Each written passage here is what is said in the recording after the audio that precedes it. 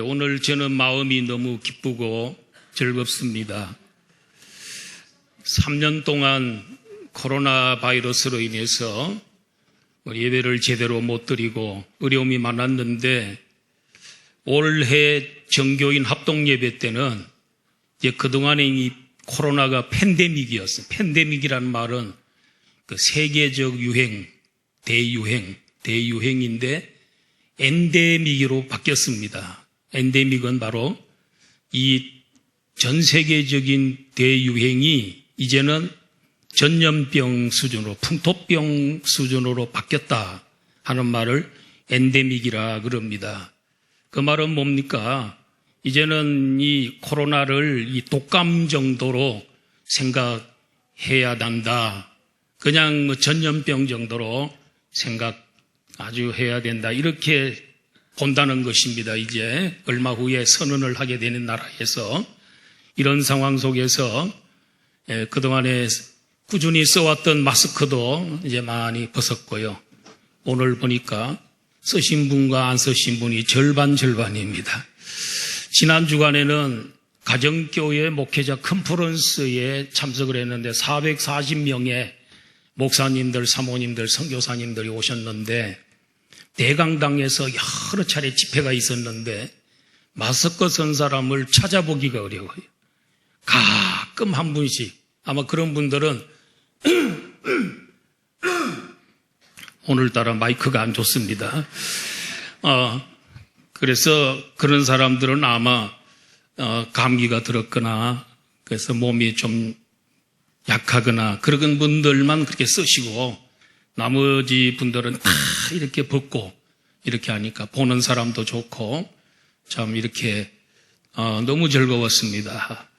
오늘 이제 제가 야베스의 기도라는 제목으로 말씀을 드립니다. 기도는 누구나 할 수 있는 겁니다. 우리 영아부 어린이들도 하나님 앞에 기도해야 됩니다. 그리고 기도하는 시간이 하나님과 만나는 시간입니다. 하나님과 내가 독대하는 시간, 단독으로 만나는 시간이 기도의 시간인 줄로 믿습니다. 그렇기 때문에 기도는 다 예수님의 이름으로 기도하면 다 응답되기 때문에, 그리고 가장 중요한 것이 기도인데 가장 안 하는 것이 또 기도입니다. 심각합니다. 우리 한국교회가 옛날에는 참 세계에서 기도 많이 하는 교회로 한국교회가 세계 1위였습니다. 그런데 기도가 많이 사라지고 많이 약해지고 줄어들고 있습니다. 이럴 때에 오늘 이 야베스의 기도를 통해서 우리가 다시 한번 기도에 불을 붙이고 또 기도하여 하나님 앞에 복받는 야베스처럼 하나님께 응답받는 역사가 일어나기를 주의 이름으로 축원합니다. 그러면 첫 번째로는 야베스는 어떻게 하여 기도의 사람이 되었을까 하는 것입니다. 야베스가 이 살던 시대가 언제냐면 사사기 시대입니다. 사사기 잘 아시죠? 요수아가 가나안 땅을 정복하고 12지파에게 땅을 분배하고 난 다음에 요수아가 죽습니다. 요수아가 죽고 난 다음에 한 400년 정도 그 기간을 사사기라 그래요. 사사시대. 바로 그때는 왕이 없던 시절이었습니다. 왕이 없으니까 사람들이 전부 자기 소견에 좋은 대로 자기 하고 싶은 대로 하는 겁니다.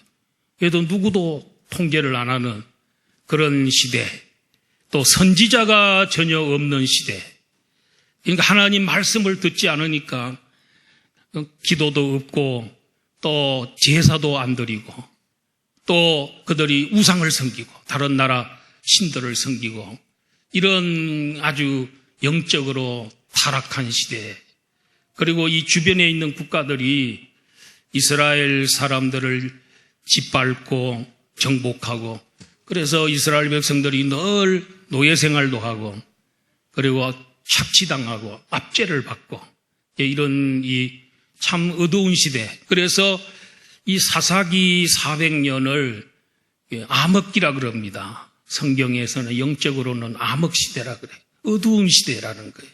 최고로 영적으로나 경제적으로나 정치적으로나 가장 암담하던 그런 시대였는데, 그런데도 불구하고 야베스의 어머니는 야베스를 낳을 때에 하나님께 기도를 엄청 했습니다. 왜냐하면은 수고로이 낳았기 때문에. 아이를, 야베스를 낳을 때 큰 상고를 겪었습니다. 그래서 잘못하면 어머니도 죽고 이 신생아도 죽을 수밖에 없는 그런 위기를 맞이한 것 같아요. 성경에 구체적인 건 없지만은 수고로이 낳았다고 하는 거 보니까 이런 상황 속에서 그 어머니가 할 수 있는 것은 이 하나님 앞에 부러지져서 기도하는 그런 것이라고 볼 수가 있습니다. 그래서 옛날에는 그 산부인과도 없고 의사도 없고 그랬기 때문에 옛날에는 이제 목숨 걸고 이제 출산을 했습니다. 옛날에는 전부 이제 집에서 자연분만 이것을 했던 것이지요. 그리고 이 야베스를 낳을 때도 어려움이 많았지만은 아이를 키울 때도 상당히 고통을 많이 당했던 것 같아요.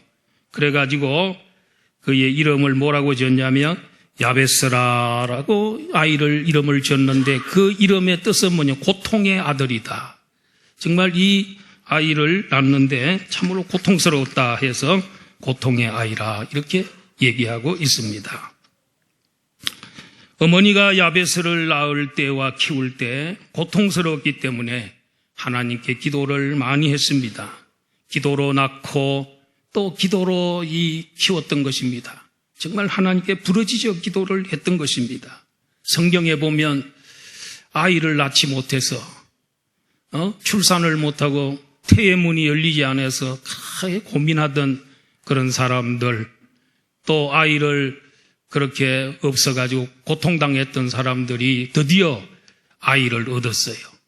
그런데 그 아이들은 보면은 기도를 많이 하고 태어난 아이들은 큰 인물이 되고 또 부모님들에게 아주 존귀한 그런 사람이 되었음을 볼 수가 있습니다. 예를 든다면 아브라함은 25년 동안 기도를 해서 이삭이라는 아들을 낳았습니다. 그 이삭은 순종하는 아들입니다.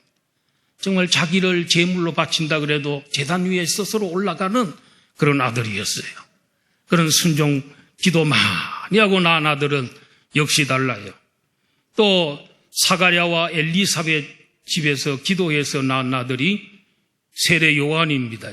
예수 그리스도의 길을 예비했던 그런 사람이었음을 볼 수 있습니다.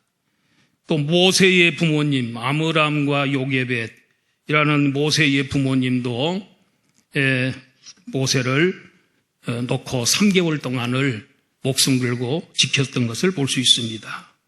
또 삼손의 아버지 어머니도 삼손을 참 기도해서 낳은 아들이에요. 이 세상에서 가장 힘이 센 사람이 삼손입니다.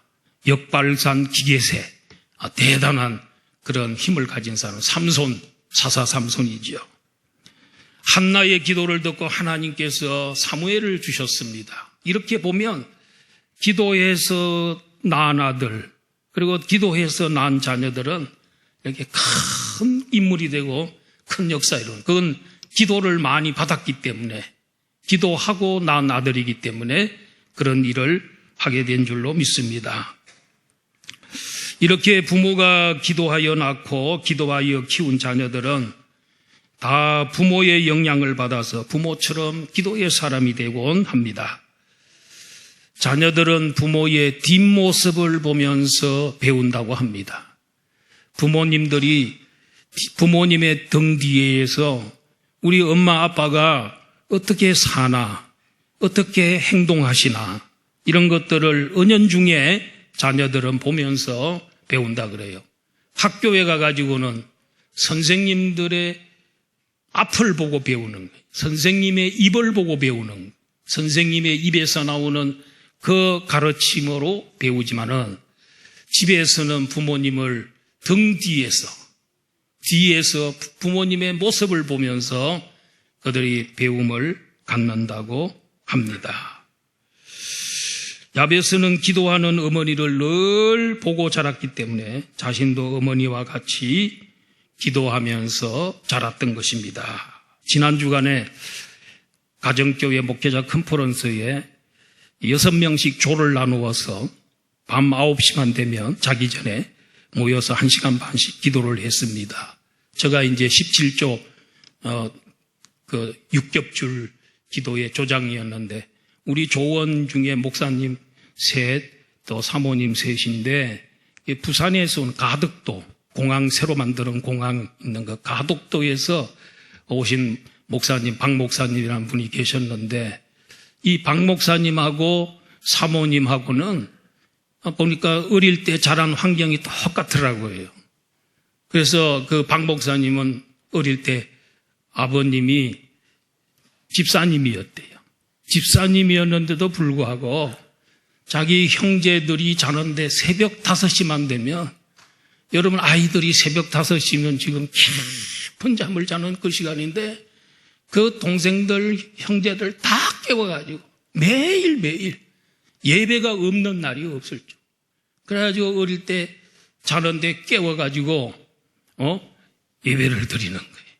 그러니까 이게 아버지가 어떻게 하냐면 5시만 되면은 아버지가 아이들이 자는 방에 문을 확 열고 찬송가를 가져와가지고 찬송가를 부르면서 야곱이 잠 깨어 일어난 후 이렇게 하든 하여튼 무슨 찬송을 부르니 그래가지고 아이들이 어릴 때부터 우리 아버지의 찬송이 좋은 게 아니고 아버지의 찬송이 그렇게 듣기가 싫어.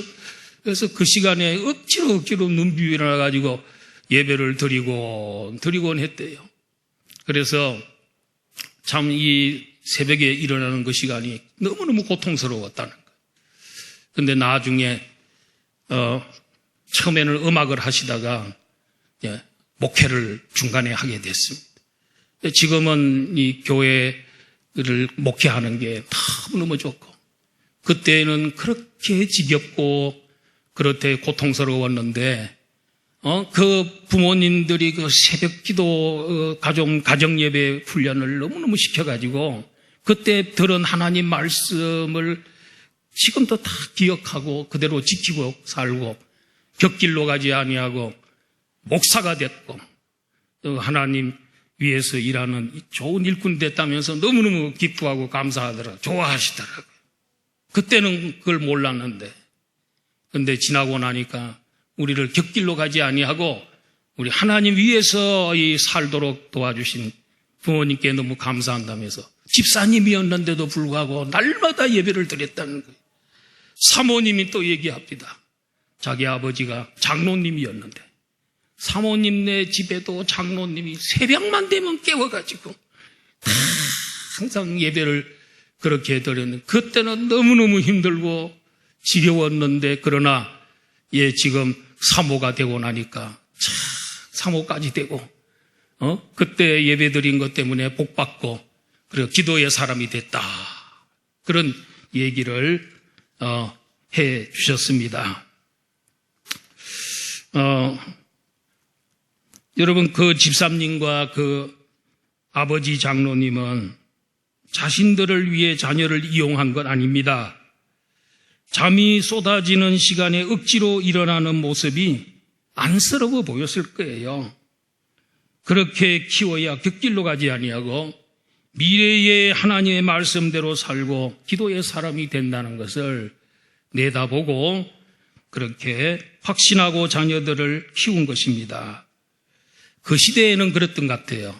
우리 신자들이 가정 예배를 드려야 정말 이것이 하나님 가장 기뻐하는 일이라고 생각해서 참 이렇게 반강제적으로라도 예배를 드려요. 그러다 이제 가끔 예배 드리다 보면 나중에 철이 들면 그때부터 은혜가 되기 시작하고 정말 하나님 말씀을 사랑하게 되었다는 것입니다. 요즘은 그렇게 하지 못하는 게 참으로 안타까운 일입니다. 부모는 자식이 잘 되기를 항상 기다려주고 또 용기를 주고 격려합니다. 혹시 잘못되더라도 모른 척하고 묵묵히 기다려주는 것입니다. 다음 글은 경북대학교 총장을 지낸 박찬석이라는 총장님의 고백의 글을 잠깐 소개하겠습니다. 내 고향은 경남 산청이다. 지금도 비교적 가난한 곳이다. 그러나 아버지는 가정 형편도 좋지 않고 머리도 별로 좋지 않은 아들인 나를 대구로 유학을 보냈다. 대구 중학교에 다녔는데 공부가 하기 싫었다.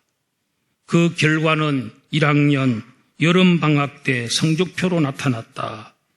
1학년 8반 석차 68명 중 68등 꼴찌를 했다. 부끄러운 성적표를 갖고 고향으로 가는 어린 마음에도 아버지를 생각하면 그 성적표를 내밀 자신이 없었다. 당신이 교육을 받지 못한 한을 자식을 통해 풀고자 하셨는데 꼴찌라니. 끼니를 제대로 잊지 못하는 소장농을 하면서도 아들을 중학교에 보낼 생각을 한 아버지를 생각하면 그냥 있을 수 없었다. 잉크로 기록된 성적표를 68명 중 1등으로 고쳐서 아버지에게 보여드렸다. 아버지와 어머니는 오늘날로 말하면 이제 초등학교, 보통학교를 다니지도 않았으므로 내가 1등으로 고친 성적표를 알아차리지 못하셨다. 참으로 다행한 일이었다. 대구로 유학한 아들이 집으로 돌아왔으니 친지들이 몰려와 찬석이는 공부를 잘했느냐라고 물었다. 아버지는 앞으로 봐야지. 이번에는 1등을 했는가베라고 했습니다. 친지들이 자네는 자식 하나는 잘 두어서 1등을 했으면 책거리를 해야지 라고 사람들이 얘기를 했습니다. 아버지는 그 동네에서 가장 가난했는데 다음 날 한 마리뿐인 돼지를 잡아 동네 사람들을 모아놓고 잔치를 했다. 그 돼지는 우리 집 재산 목록 1호였다. 기가 막힌 일이 벌어진 것이다. 강에서 목욕을 하고 집에 와 보니까 이제 그런 일이 벌어진 거예요. 아버지라고 불렀지만은 다음 말을 할 수가 없었다. 그리고 달려나갔다. 그 뒤로 나를 부르는 소리가 들렸다. 겁이 난 나는 강가루가 죽어버리고 싶은 마음에 물속에서 숨을 안 쉬고 버티기도 했고 주먹으로 내 머리를 내리치기도 했다. 충격적인 그 사건 이후 나는 달라졌다. 항상 그 일이 내 머리에 떠올랐기 때문이다. 그로부터 17년 후 나는 대학 교수가 되었다. 그리고 내 아들이 중학교 입학을 했을 때, 그러니까 내가 나이 45세가 되던 날, 부모님 앞에 33년 전의 일을 뒤늦게 사과하기 위해 어머니 저 중학교 1학년 때 1등은요 하고 말을 시작하려고 하는데 옆에서 담배를 피우시던 아버지가 알고 있었다. 그만해라. 손자가 듣는다 하시고 말씀을 하셨더라고요.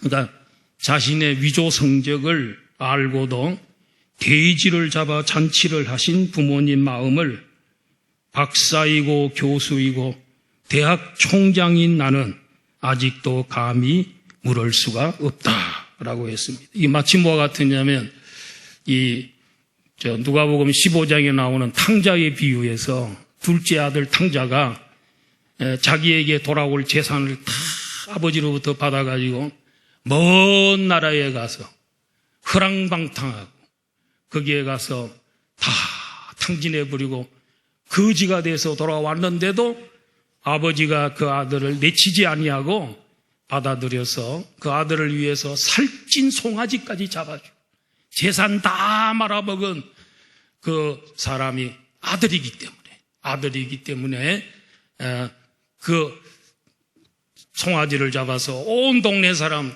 다 불러다 잔치했습니다. 잔치 비용이 얼만큼 든지 모릅니다.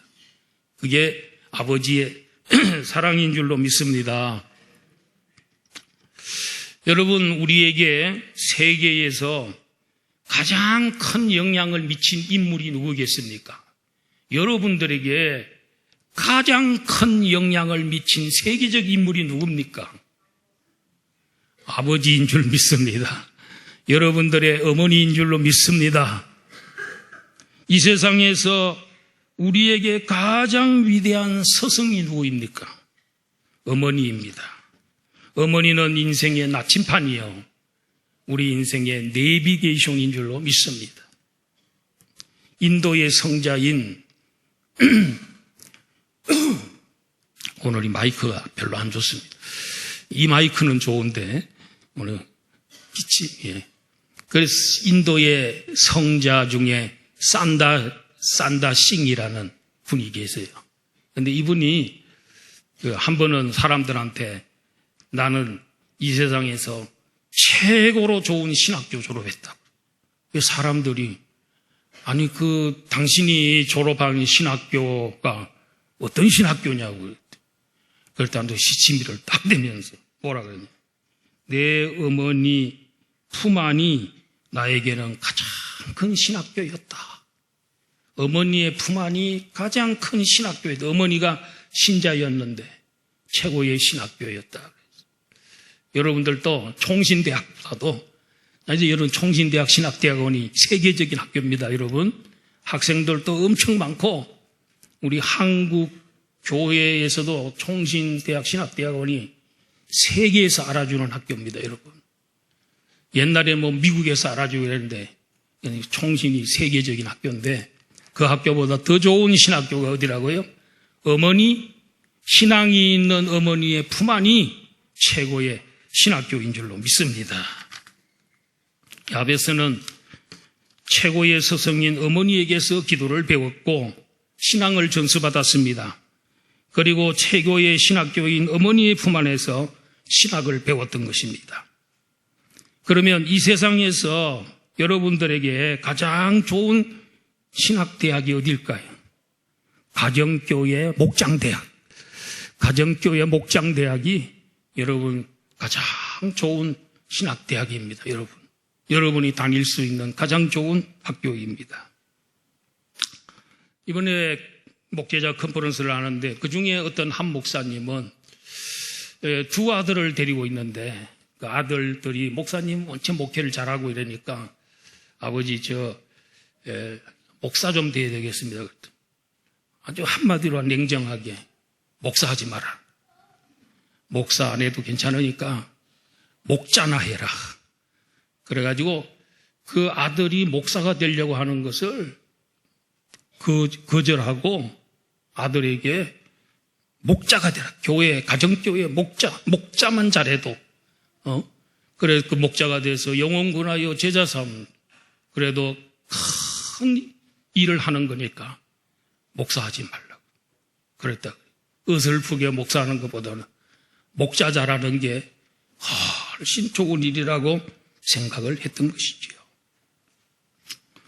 자, 두 번째로는 이 야베스는 어떤 기도를 했을까요? 자, 10절에 있는 말씀 다 같이 한번 읽어봅니다. 10절 시작. 야베스가 이스라엘의 하나님께 아뢰어 이르되 주께서 내게 복을 주시려거든 나의 지역을 넓히시고 주의 손으로 나를 도우사 나로 환난을 벗어나 내게 근심이 없게 하옵소서 하였더니 하나님이 그가 구하는 것을 허락하셨더라. 야베스의 기도가 나옵니다. 야베스는 어떤 기도를 했습니까? 첫 번째로는 하나님께 복을 달라고, 전의 성경 번역은 복의 복을 더하사 하나님 저에게 복 주세요. 복의 복을 더해 주세요. 이렇게 번역이 되어 있었습니다. 오늘날의 교회에서 복을 달라고 자꾸 복 얘기 많이 하면 기복주의자인가 그렇게 생각하면서 부정적으로 생각하는 경우가 있습니다. 그런데 기복주의라고 하는 것은 복 받기 위해서 예수 믿고 복 받으려고 교회 올라오고 복 받으려고 기도하고 그것밖에 오로지 복밖에 모르고 복이 목표인 사람, 이런 기복주의라 그래요. 그런데 우리는 그렇지 않아요. 우리 성도들은 복을 달라고 했을 때 그 복 자체가 목적이 아니고 하나님이 복을 주시면, 복의 복을 더해 주시면 그것 가지고 하나님 나라 위에서 쓰고 또 하나님 영광 드러내고 또 우리 하나님께서 기뻐하는 일을 하기를 원합니다. 먹든지 마시든지 무엇을 하든지 다 하나님 영광을 위해서 하겠습니다. 이런 마음을 가지고 야베스도 기도할 때에 복을 받고, 내가 복 받는 게 그게 인생의 목표가 아니고, 그건 뭐냐, 샤머니즘이나 무당 종교, 이런 사람들은 어떻게 하든지 복 받으려 그게만 치중이 되어 있는, 우리는 아닙니다. 우리 하나님 복 주시면 이것 가지고 하나님 나라 위에서 서고 불쌍한 사람 도와주고 그렇게 하기 위해서 복을 달라고 하는 것이죠. 먹든지 마시든지 무엇을 하든지 다 하나님의 영광을 위해서 하는 것입니다. 우리 하나님은 여러분 이 복의 근원이십니다. 우리 인간은 하나님의 복이 없이는 한순간도 살 수 없습니다. 복을 구하지 못하여 그럭저럭 살아가는 경우가 얼마나 많은지 모릅니다. 이스라엘 백성들이 광야에 40년 동안 만나가 내려왔습니다. 그런데 어떤 사람은 만나를 거두지를 못했습니다. 그런데 만나는 한참 있다가 다 햇빛이 뜨게 되면 사라져버리고 빨리 나가지 못하고 늦게 나가고 때를 놓쳐버리면 광야에 만나를 구하러 가서도 빈 그릇으로 돌아옵니다. 하나님의 복이 오늘도 쏟아지고 있습니다. 그래서 야고보 1장 17절 한번 보십시다. 야고보 1장 17절에 다 같이 한번 읽어봅시다. 시작. 온갖 좋은 은사와 온전한 선물이 다 위로부터 빛들의 아버지께로부터 내려오나니 그는 변함도 없으시고 회전하는 그림자도 없으시리라. 온갖 좋은 은사와 온전한 선물이 다 위로부터 빛들의 아버지께로 하나님으로부터 날마다 무수히 쏟아지고 있어요. 그런데 이 그릇을, 여러분 이렇게 물을 담으려면 그릇을 이렇게 열어놔야지요. 근데 이걸 뚜껑을 닫아버리면은 이 비를 받지 못하는 것 같이 하나님께 복을 구하고 우리에게 이렇게 빛처럼 쏟아지는 이 하나님의 복을 날마다 우리가 기도해서 받고 살아야 돼요. 그래야 풍성한 삶이 되고 그리고 우리의 삶이 참으로 복된 삶이 되는 줄로 믿습니다. 근데 이걸 받지 아니하고 뚜껑을 닫아버리면은 닫을 수가 없습니다. 하나님의 복을 닫을 수 없습니다. 하나님의 복을 날마다 여러분 하나님의 복을 구하기를 바랍니다. 엘리사 선지자 시대에 어느 가난한 신학생이 있었는데 그 신학생이 죽었어요. 그래서 신학생 사모님이 이 빚을, 신학생이 신학교 다니다가 전도사님이 그 빚을 많이 지고는 죽어버렸습니다. 이 사모님이 살아갈 길이 말망합니다. 아이들을 어떻게 살릴 수 있습니까? 근데 그때에 엘리사 선지자가 그 집을 찾아가게 됐습니다. 엘리사 선지자가 사정 얘기를 듣고는 그러면은 동네에 있는 모든 빈 그릇들을 다 가지고 빌려와라. 그래서 엘리사 선지자가 그때부터 그 한 병에 기름이 흐르는데 그 기름으로 채우라는 거예요. 그래서 사람들이 보지 못하게 하고 그 문을 닫고 기름병에 기름을 쏟으니까 그 기름병에서 계속 기름이 생겨나서 채우고 했습니다. 그런데 나중에 마지막 빈 그릇까지 채우고 나니까 이제 기름이 똑 떨어졌어요. 그래서 선지자가 뭐라 그럽니까? 왜 이것밖에 안 빌렸느냐? 많이 빌렸으면 다 채웠을 텐데. 물론 지금까지 채워준 것만 가지고도 빚 다 갚고 평생 살아갈 수 있는 그런 것이었지만 여러분 이렇게 복받는 그릇을, 빈 그릇을 우리가 준비하고 기도하고 하나님께 기도해야 될 줄로 믿습니다. 그래서 구하면 주시고 찾으면 만나 주시고 문을 두드리면 열어주는 줄로 믿습니다. 그리고 두 번째 뭐라고 기도했냐면 지역을 넓혀달라고 기도했습니다. 지역은 경계선을 말하는 것입니다. 이스라엘 백성들은 이 땅을 분할받으면 그 경계선이 딱 돼 있는데 경계선을 넓혀달라는 거죠. 넓은 땅을 달라는 것입니다. 요즘으로 말하면 더 넓은 지표로 넓혀달라는 기도이고 사업이 확장되어 외국으로도 진출하게 해달라는 기도이고 범사가 잘 되기는 위한 기도이고 교회가 성장하여 많은 영혼을 구원해달라는 기도이고 물건의 판로가 좋게 해달라는 기도입니다. 공부를 하되 외국에까지 가서 배울 수 있게 해달라는 기도이기도 하는 것입니다. 이게 지경을 넓혀달라. 경계를 넓게 해달라는 기도. 여러분 이렇게 기도하는 거 잘못된 기도가 아니지요. 저는 오늘 여기 우리 안양 북부교회 식구들 우리 영아부부터 다 여기 참석을 했습니다. 여러분. 저는 이날을 기다렸습니다. 우리 교회 지경을 좀 넓혀야 되겠습니다. 그래서 제일 먼저 우리가 해야 될 일이 있다면은 여러분 같은 식구이기 때문에 얘기합니다. 여러분 가정 식구들이 가정에 어려움이 있다든가 문제가 생기면 가족들이 둘러앉아가지고 저런 얘기하고 상의하고 해결하려고 노력하지 않습니까? 저는 여러분들을 우리 안양 북부교회의 가족이라고 생각하기 때문에 제가 속 얘기 좀 하겠습니다. 첫째는 뭐냐면 우리 옆에 있는 교육관이 있습니다. 이거 전부 10채입니다. 그 중에서 7채를 우리가 샀습니다. 근데 지금 3개가 남아 있습니다. 3개가 남아 있는데 그때 우리가 그걸 다 살라 그랬을 때 이분들이 안 판다 그랬습니다. 근데 요즘은 그 중에 한 분이 저한테 전화가 왔습니다. 목사님, 우리 다른 데를 좀 이사를 좀 가야 되는데 이 집이 안 나갑니다. 그건 제가 그때 좋은 가격을 제가 제시하면서 이렇게 좀 더 드릴 테니까 팔라 그랬지 않습니까? 그랬더니 그래서 그분이 그때는 이제 굉장히 높은 가격을 불렀어요. 터무니없는. 그래가지고 못 샀습니다. 근데 이제는 살다 보니까 건물이 오래돼 한 30년 가까이 돼가지고 눅눅하고 물도 많이 이게 또 곰팡이도 있고 막 이렇게 하니까 좀 이럴 때 좀 이렇게 좋은 곳으로 좀 가면 좋겠는데 팔리지 않는다는 거예요. 그러면서 목사님한테 다 맡기겠습니다.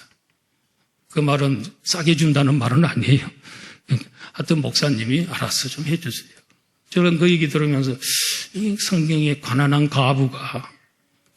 과부나 고아나 나그네들을 사랑하라 그러고 도와주라 그랬는데 우리도 지금 빚이 지금 5억이나 빚이 있습니다. 우리 교회에. 빚이 있는데 요사이는 이자가 높아가지고 전에는 140만 원 매달 144만 원 이렇게 이자 내더니 또 어느 날 갑자기 190만 원대로 뛰더니 지금 266만 원대로 올라갔어요. 지금 대출 이자가 상당히 높아져 있습니다. 그래서 이것도 빨리 우리가 갚아야만이 우리가 빚 없는 교회가 되고 또 한 가지는 우리 교회 이 주차하러 주일날 오면은 옛날에 어떤 성도님 한 분 교회 예배하러 왔다가 차 댈 데가 없어가지고 목사님 그냥 돌아갔습니다 이랬더라. 굉장히 가슴이 아파요. 그래서 이번에 노회에서 목사님들이 오셨는데 목사님 이 주차장이 있어야 되겠네요. 이런 얘기도 하는 분들도 있고 그래서 우리가 이 주차장 아주 좋은 장소가 하나 있는데 거기다가 새로운 집을 짓기 전에 그리고 거기다가 무슨 다른 거 하기 전에 다른 사람에게 팔기 전에 정말 우리가 사야 되지 않겠냐 이런 생각합니다. 물론 우리 형편 보면은 하기가 힘든 일이지만은 그래도 우리가 이 교인들이 얼마나 많습니다. 우리 교인들. 우리 교회 수준 정도 되면 괜찮은 수준의 교회입니다, 여러분. 그래서 우리가 힘만 모으면 개인도 뭐 1억, 2억 빚진 사람도 많이 있는데 우리가 이 수백 명인데 다 마음만 한번 모으면 우리 주차장 문제도 해결하고 저 교육관 저 다 사버려야 우리가 마음껏 예배도 드리고 저기서 성가 연습도 저기 하고 막 통성기도 하고 뭐라 그래도 저 건물은 주변에 주택이 없기 때문에 굉장히 좋은 건물입니다, 여러분. 마음껏 소리 지르고 해도 못합니다. 지금은 조금만 찬송만 불러도 전화가 옵니다. 찬송 노예하던 날 전화가 왔는데 지금 찬송가 좀 못 부르게 할 수 없냐고. 한국말 할 테니까 좀 참아달라고 그렇게 했는데, 자, 이래서 마음껏 좀 쓸 수 있도록 이렇게 하면 좋겠다 생각해요.